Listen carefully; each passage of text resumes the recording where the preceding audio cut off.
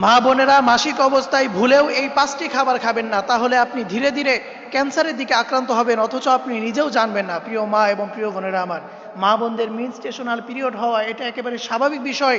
আর এটা যালিকা হুকমুল্লাহি ইয়াহকুমু বাইনাকুম, এটাই হচ্ছে আল্লাহ তাআলার বিধান। কিন্তু এই জন্য 1 নম্বরে দুধ, চিজ বা দই, এই 3টি জিনিস কখনো আপনারা খাবেন না। এবং দ্বিতীয় নম্বরে যে খাবারটি খাবেন না সেটা হচ্ছে জাঙ্ক ফুড, অর্থাৎ যেটাকে আমরা ফাস্ট ফুড বলি, অর্থাৎ তৈলাক্ত কোনো জিনিস অথবা তেলে ভাজা, অতিরিক্ত তেলে ভাজা যে জিনিস, এই জিনিসগুলো আপনার সবসময় এড়িয়ে চলবেন। এটা আপনি মাসিক অবস্থায় কখনো খাবেন না। এবং তৃতীয় নম্বরে মা বোনেরা মাসিক অবস্থায় যেই খাবারটি খাবেন না সেটা হচ্ছে কুল ড্রিঙ্কস, অর্থাৎ অতিরিক্ত ঠান্ডা কোনো জিনিস আপনারা খাবেন না।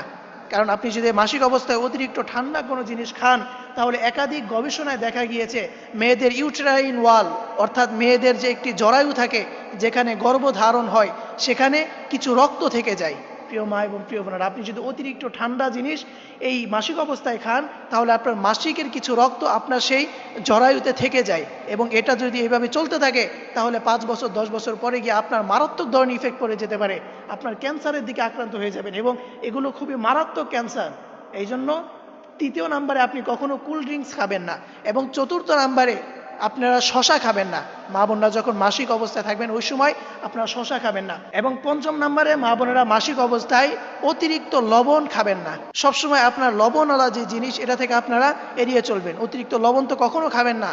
এই জন্য এই 5টি খাবার কখনো আপনার মা বোনেরা মাসিক অবস্থায় খাবেন না, তাহলে পরবর্তী সময় আপনি মারাত্মক ধরনের ক্যান্সারে পড়ে যেতে পারেন। আল্লাহ আমাদের সকল মা এবং বোনদেরকে এই 5টি বিষয় থেকে এড়িয়ে চলে আমাদের সকল অসুস্থ থেকে আমাদের হেফাজত করুক। সকলেই পড়ি আমিন।